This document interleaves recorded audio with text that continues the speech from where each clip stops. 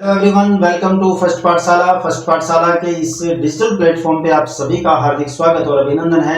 आज है 8 नवंबर 2025 और 8 नवंबर 2025 के जितने भी राजस्थान करंट अफेयर्स के जो क्वेश्चन महत्वपूर्ण क्वेश्चन बनने वाले हैं उन सभी का हम डिस्कस करेंगे।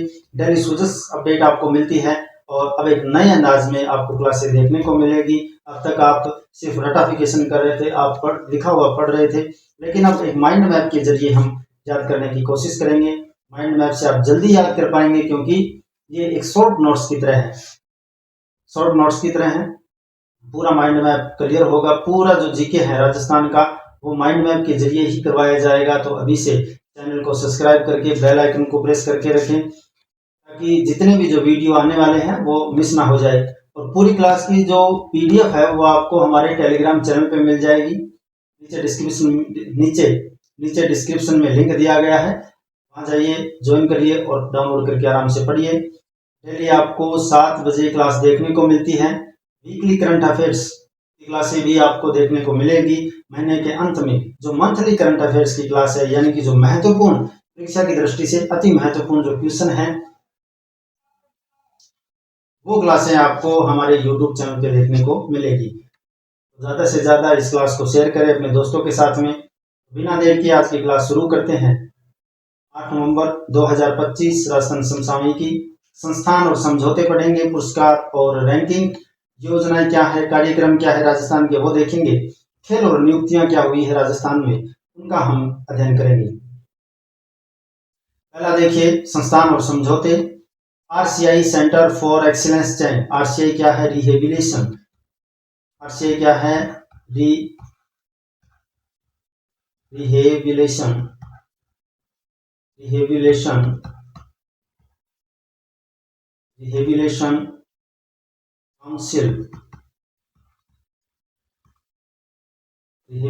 Council of India. Rehabilitation council of India RCI जो सेंटर फॉर एक्सीलेंस है उसमें पूरे भारत में इसने 144 संस्थानों को चयनित किया है, जिसमें राजस्थान के 4 संस्थान शामिल है। राजस्थान के लिए गर्व की बात है, जिसमें एमबीएम विश्वविद्यालय जोधपुर का है 1 नंबर पे। जयनारायण व्यास विश्वविद्यालय 2 नंबर है, जयनारायण व्यास विश्वविद्यालय।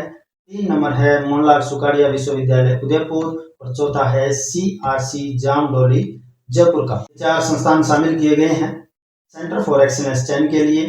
बड़े गर्व की बात है राजस्थान की, गर्व की बात है राजस्थान में। और आगे देखिए आईआईटी जोधपुर और बीएसएफ के बीच में समझौता हुआ है। आईआईटी जोधपुर ने बहुत से समझौते किए हैं, तो आए दिन कुछ न कुछ करता रहता है आईआईटी जोधपुर।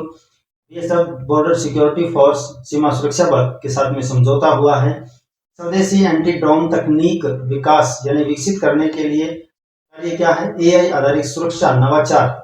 इसमें जो स्वदेशी एंटी ड्रोन है उस तकनीक का विकसित करने के लिए, तकनीक का विकास करने के लिए एआई आधारित होगा, यानी टेक्नोलॉजी का धीरे धीरे विकास हो रहा है सेना में भी। उद्देश्य क्या है? सीमाओं की सुरक्षा निगरानी करना। सीमा बल तैनात है, जो सीमा बल तैनात है सीमा पर, उसके लिए और भी सरल हो जाएगा। जो ड्रोन आते हैं, जो घुसपैठी हैं, उनको रोकने में एआई हमारी मदद करेगा। और एक नवाचार है, इस नवाचार है बीएसएफ के लिए, पूरे देश के लिए। आगे देखिए पुरस्कार और रैंकिंग। ग्रैपलिंग कुश्ती चैंपियनशिप गोंडा यूपी में हुई थी अभी, राजस्थान चैंपियन बना है उसमें। कुल 46 पदक जीते हैं राजस्थान ने, जिसमें 20 स्वर्ण पदक, 18 रजत और 8 कांस्य पदक के साथ में चैंपियन बना है। उसमें हेमा सैनी है। आपसे क्वेश्चन पूछे हेमा सैनी का संबंध है वो किस खेल से है, तो इसका आंसर होगा ग्रैपलिंग कुश्ती से। सिल्वर मेडल जीता है 58 किलोग्राम वर्ग में, तो ये बातें आपको ध्यान में रखनी है। हाल ही में हुई थी गोंडा यूपी में ग्रैपलिंग कुश्ती चैंपियनशिप, मोस्ट इंपॉर्टेंट। और आगे देखिए विजयू Jaipur QS Asia university ranking में 2026 रैंकिंग में राजस्थान को शामिल किया गया है, जिसमें पूरे भारत में 95वां स्थान प्राप्त किया है राजस्थान ने। विजयू जयपुर ने क्यूएस एशिया यूनिवर्सिटी रैंकिंग में। आगे देखिए SAP ग्लोबल CSA 2025, उसमें हिंदुस्तान जिंक लिमिटेड मेटल और माइनिंग सेक्टर में काम करने के लिए विश्व में नंबर 1 बनी है हिंदुस्तान जिंक लिमिटेड, और वो भी लगातार तीसरी बार। राजस्थान के लिए बड़े गर्व की बात है कि हिंदुस्तान जिंक लिमिटेड पूरे लगातार 3 बार है वो विश्व में नंबर 1 रही है। SAP नहीं है ये, S&P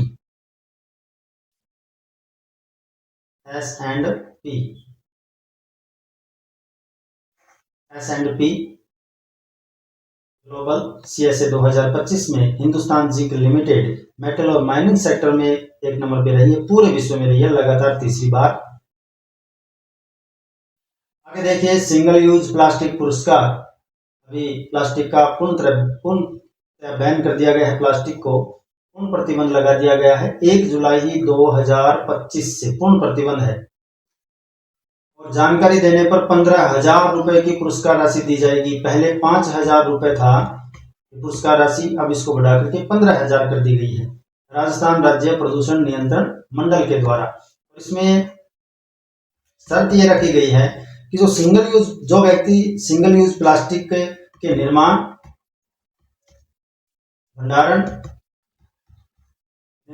भंडारण और बिक्री की जानकारी देगा, उसी को ये पुरस्कार दिया जाएगा। निर्माण, भंडारण और बिक्री की जो जानकारी देगा उसे 15,000 रुपए राशि है वो राजस्थान राज्य प्रदूषण नियंत्रण मंडल के द्वारा दिए जाएंगे। सिंगल यूज प्लास्टिक, क्योंकि अभी प्लास्टिक से क्या है कि दुष्प्रभाव भी ज्यादा देखने को मिले हैं। गंदगी, जो वायु प्रदूषण है, जल प्रदूषण है, वो अत्यधिक हो रहा है। तो इसकी जगह जो कपड़े का जो बैग है या जूट का बैग है उसका उपयोग करें। आगे देखिए योजनाएं और कार्यक्रम। योजनाएं और कार्यक्रम में इंस्पायर अवार्ड मानक योजना है। डेली हम एक ना एक योजना पढ़ते हैं। शुरुआत इंस्पायर अवार्ड मानक योजना की 2008 में हुई थी। किसके लिए है? तो 10 से 15 वर्ष आयु वर्ग के जो बच्चे हैं उन्हीं के लिए है। कक्षा 6 और 10 के जो छात्र हैं, कक्षा 6 से 10 के छात्र, 10 से 15 वर्ष उनकी उम्र होनी चाहिए। प्रोत्साहन राशि कितनी दी जाएगी? तो 10,000 रुपए इनको प्रोत्साहन राशि के दिए जाएंगे 1 लाख बच्चों को। तो ये बातें आपको ध्यान में रखनी है। इंस्पायर अवार्ड मानक योजना। वंदे मातरम के 150 वर्ष पूर्ण हो चुके हैं। 7 नवंबर 2025 को राज्य स्तरीय कार्यक्रम आयोजित किए गए थे राजस्थान में, सवाई मानसिंह स्टेडियम जयपुर में। वंदे मातरम के 150 वर्ष पूर्ण होने के उपलक्ष्य में, और साथ साथ में ये भी बात आपको ध्यान में रखनी है कि जो वंदे मातरम है हमारा राष्ट्रगीत है, उसका राजस्थानी काव्य में अनुवाद किया गया है। राजस्थानी काव्य में तो किसने किया है? इकराम राजस्थानी ने इसका राजस्थानी काव्य में अनुवाद किया है। वंदे मातरम के 150 वर्ष पूर्ण होने के उपलक्ष्य में 7 नवंबर को ही किया है इकराम राजस्थानी ने। तो ये नाम आपको भी ध्यान में रखना है।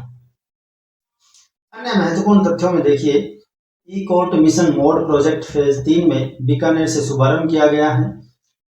E court mission mode project phase, ये नाम आपको ध्यान में रखना है कि कहां से शुरुआत हुई है। तो बीकानेर से इसका शुभारंभ किया गया है। घूमर महोत्सव 19 नवंबर 2025 को पर्यटन विभाग के द्वारा घूमर महोत्सव मनाया जा रहा है। भगवान बिरसा मुंडा की जयंती 15 नवंबर, तो ये अनेक कार्यक्रम 15 नवंबर को अनेक कार्यक्रम आयोजित होंगे। और आगे देखिए खेल और नियुक्तियों में हेमा सैनी, पीछे भी नाम आया है। ग्रैपलिंग कुश्ती में संबंध किससे है पूछे तो आपको ग्रैपलिंग कुश्ती में संबंधित है हेमा सैनी। तीरंदाजी खिलाड़ी देखिए प्रद्युमन यादव और देवांशी सिंह, इनका तीरंदाजी में संबंध है। ये खिलाड़ी किससे संबंधित है? प्रद्युमन यादव, बसु यादव, देवांशी सिंह। खिलाड़ी किस खेल से संबंधित है ये पूछे तो तीरंदाजी आंसर करना है आपको।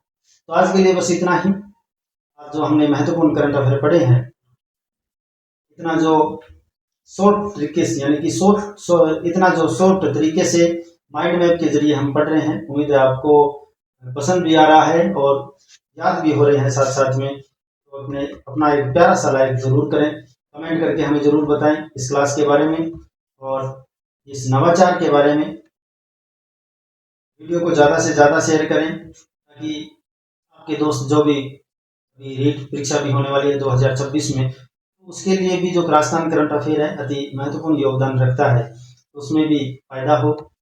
और चैनल पे आपने अभी तक हमारे चैनल को सब्सक्राइब नहीं किया है तो सब्सक्राइब करके रखें, जो घंटे वाला निशान है उसे भी दबा लें ताकि जितने भी वीडियो आने वाले हैं वो आपसे मिस ना हो। मिलते हैं अगले वीडियो में एक बेहतरीन क्लास के साथ में। धन्यवाद।